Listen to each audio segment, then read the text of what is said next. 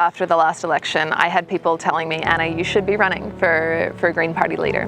I was like, I don't speak French well enough and I'm not sure that I'm ready for that. But over the next month, I had more and more people tell me that I should be seeking the leadership and that they believed in me. And I thought, if they believe in me, then I should believe in myself.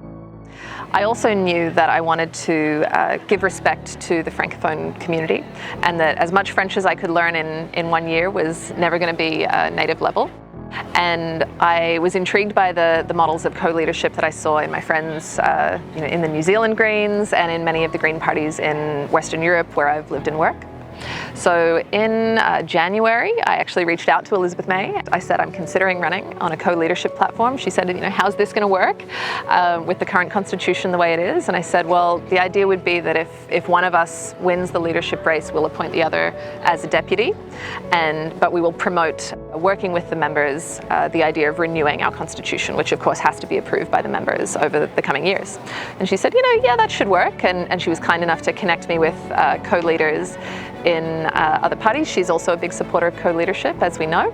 After I learned a little bit about what works and what doesn't in co-leadership, it was time for me to reach out and find a co-leadership partner.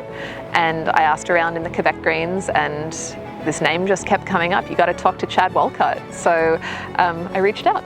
When Anna reached out, honestly, my intention wasn't to run as the Green Party leader. Other people had told me that I should consider it, but I had just proposed, I was planning a wedding, I had just bought a condo. I was like, maybe now's not the time.